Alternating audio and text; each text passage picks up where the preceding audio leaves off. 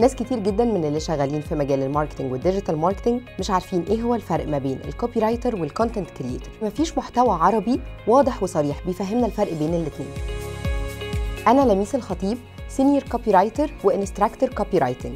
هكون معاكم على منصة كيفة وهتكلم عن الفرق بين الكوبي رايتر والكونتنت كريتور.